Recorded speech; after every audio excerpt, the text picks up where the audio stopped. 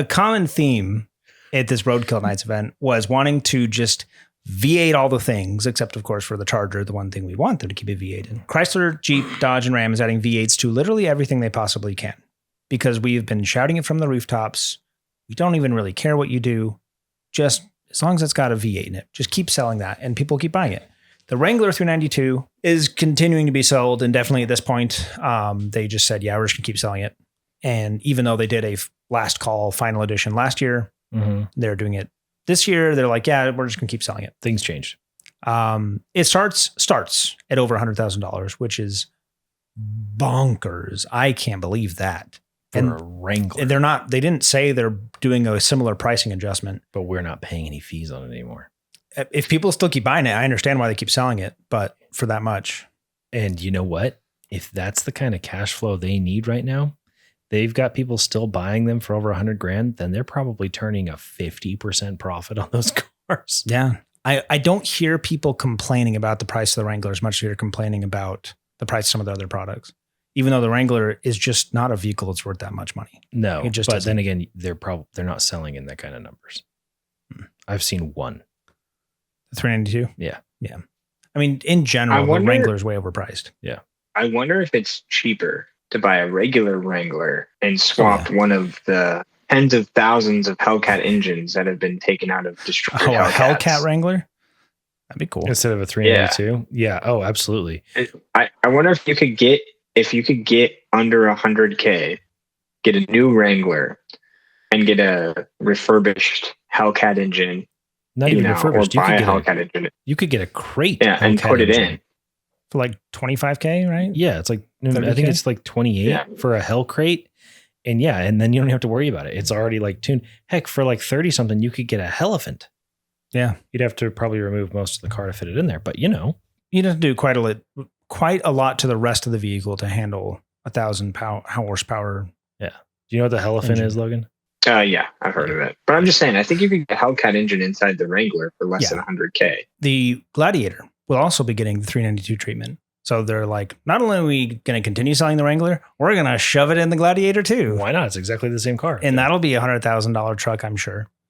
The Ram 1500, put in the Hemi back in that as well. It has been. They're already making them. Mm-hmm. The TRX, it's rumored that's making a return. The TRX will be back as well. Not even rumored. They specifically said it's coming back. Despite offering also a final edition of that truck as well.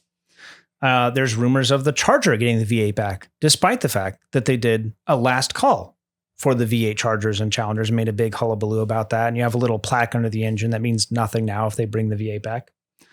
And you spent $10,000 over MSRP to get one of those special editions. The Durango is now making the 5.7 liter Hemi standard across the line. So even the base model GT starts at $43,000, has a big old 5.7 liter Hemi V8 in it, which makes it the least expensive all-wheel drive V8. They reduced the price of they more or less kept the price the same, but then moved up one trim for all the engines. So the GT now comes with the 5.7. I thought the RT, you can get the 6.4. The RT comes standard with the 6.4 now. In the Durango. Very cool. So it's not 5.7, you can option a 6.4. You just get the 6.4 for basically the same price as last year's RT. Which is a really smart way of doing it, because let's say you're Dodge and you're selling a V8 Durango for $45,000. And the next year you're selling a V8 Durango for $40,000. Or even worse, the 6.4 was even more. So you're selling a 6.4 Durango for $60,000. Mm-hmm. And then the next year you're selling a 6.4 Durango for $48,000. Yep. That means that the value of all those cars on the aftermarket has all just dropped. Mm-hmm. And then if the value of those vehicles has tanked by, if you took the same RT and you dropped the price of the RT, because now they don't have to pay any of those fees anymore, the RT is now going to be worth way less on the used market.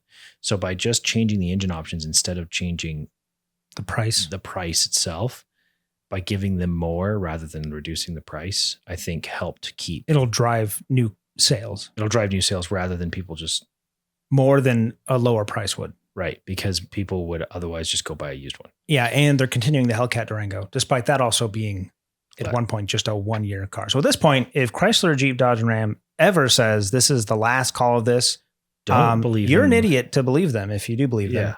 And if you bought one of those dumb $392 final edition Wranglers and you paid $30,000 over the outrageous $100,000 price tag, then I have an award for you. This is a big old sucker award because you are a sucker. It's I got a bridge in Florida I want to sell to you. And I do not feel bad for you because it's people like you that are driving up the prices for people that want to buy, because they won't sell them for that if people won't buy them for that. So if you're buying them for that, you're a sucker. And I hope you lost $40,000 in depreciation. And you're stupid.